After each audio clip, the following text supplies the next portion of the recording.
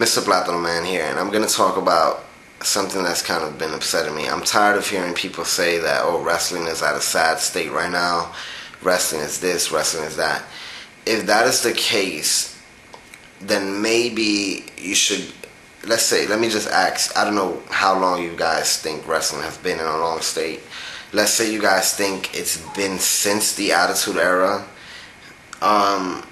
then you could pretty much erase anything Randy Orton, CM Punk, John Cena, Brock Lesnar, all these people. You could pretty much erase all of that from your memory if wrestling is at a sad state, quote unquote. I believe that a lot of people feel wrestling isn't successful right now. It's in decline, all this stuff. I don't think ratings are everything. I don't think pay-per-views are everything. Pay-per-view buys. You know how many fucking people stream pay-per-views? You know how many people could download a pay-per-view right after it's over? You know how many people could fucking watch it on YouTube and shit? Why would they buy it? So why would you be surprised when pay-per-view buys go lower as the years go on? I'm sure if people could do this in 1998, 1999, then there wouldn't have been that much pay-per-view buys back then. And if people couldn't do it now, then maybe you will see an increase in pay-per-view buys. If for those, for the people that cared. Now, that's one thing.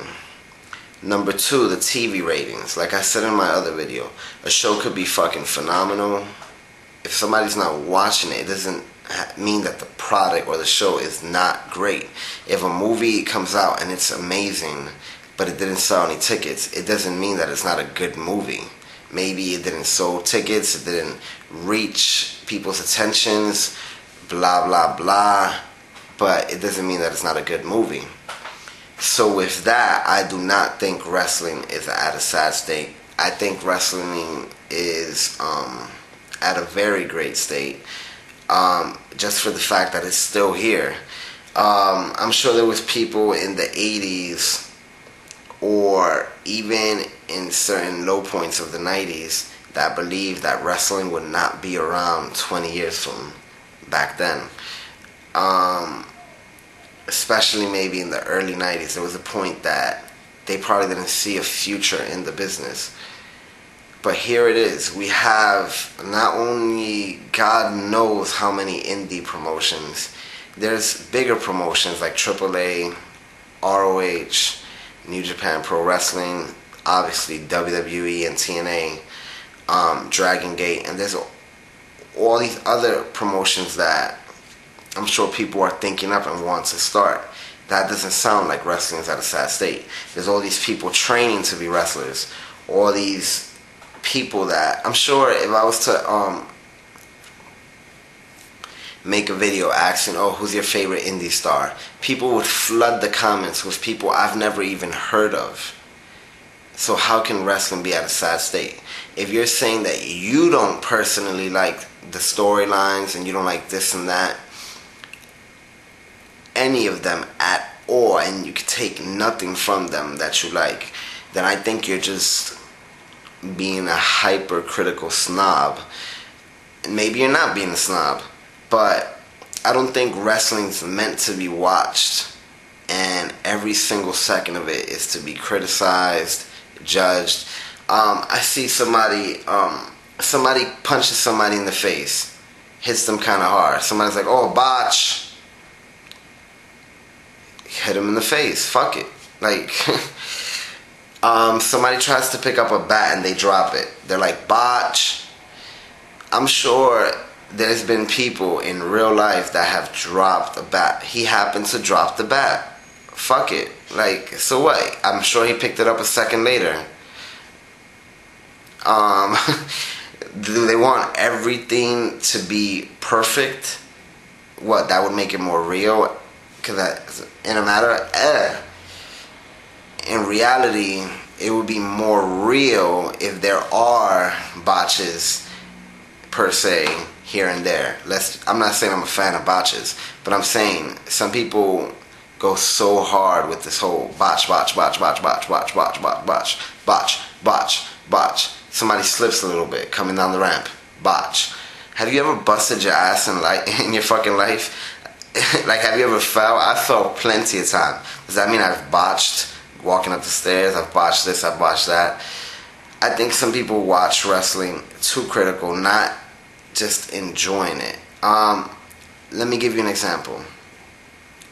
If I ask somebody if they think Devon has had a successful career, I'm just picking somebody random, they'll probably say, oh no, Devon's career consists of tag matches and blah blah blah, and he was tired since 2001, and now he's this and blah blah blah, and this and that. He's never been a world champion. At the end of the day, if Devon's been wrestling since the mid-90s, early 90s, and he's still wrestling today, I believe that's a pretty successful career. I don't know how many people actually get to spend 20 years in one career. There's people that can't hold a job or anything for 2 months. So how is that not successful? The fact that wrestling is still going shows that it's successful. Buys, ratings, all of this stuff has nothing to do with the actual product or the love and passion that the ones that do watch have for the companies or the business. If you think wrestling is at a sad state and this and that, there hasn't been anything good or worth mentioning except for a couple of things since the Attitude Era, you're basically shitting on every other wrestler, every other this, every other that that's been going on since. And I think that's bullshit. So yeah, I don't know what else to say. But basically, wrestling is great.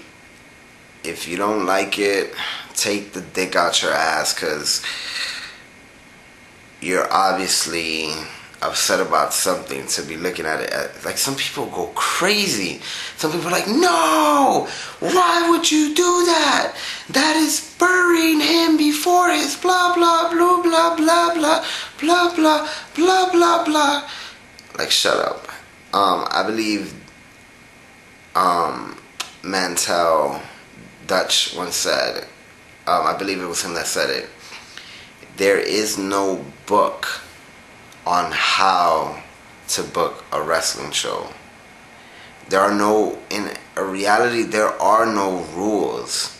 What we are used to is based off what they've been giving us for the last 20 years or whatever the case. If everybody had entrances with horses in the 80s and the 90s, then that's what most of us would expect in the 2000s. So just because you're used to things being booked a certain way or you want them to be different does not mean that you should put down what actually is being booked or what actually is being shown. I know a lot of people were praising TNA's new direction with those kind of reality segments, and I'm also a fan of that, by the way. And then there was a lot of people saying, oh, you're not supposed to show us what goes on behind the curtain. Oh, what are they doing? Oh, they keep trying to break kayfabe. They keep trying to shoot.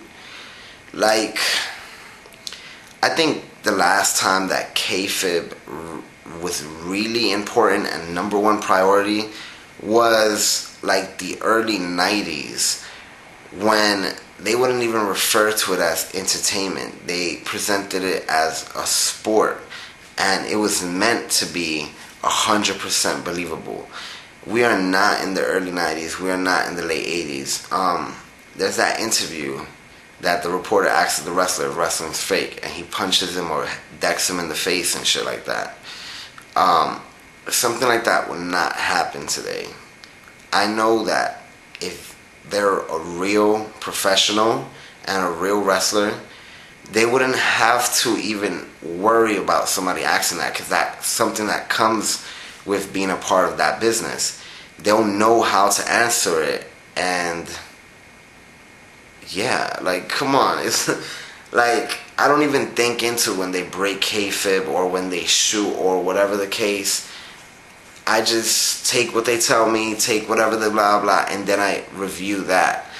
I don't think into it that way. It's just not,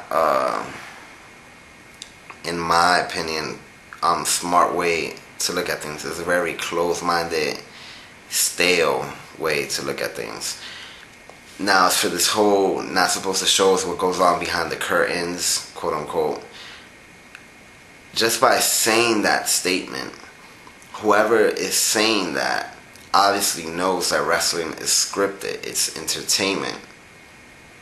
So,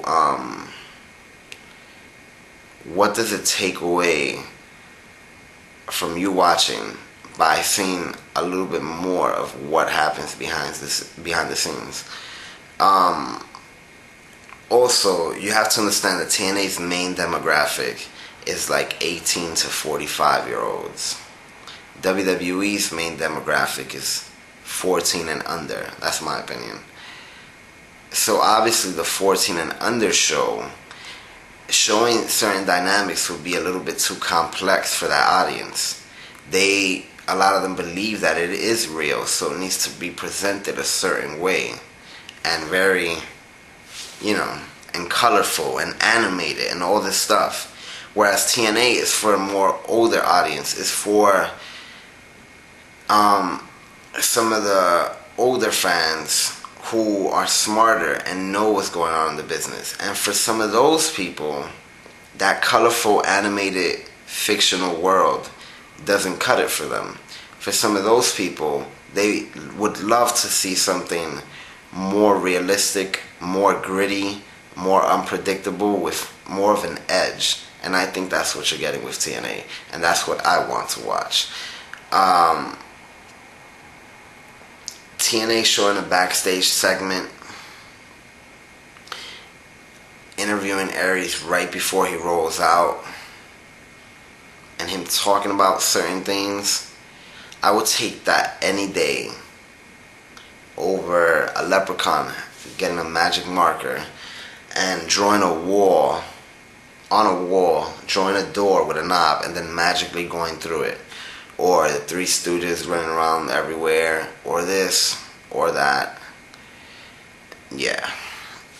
Mr. Platinum Man, I think wrestling is great. I think it's going to continue to be great. I think there's a lot of things that are showing how much better it's going to get going forward. I don't think it's stale.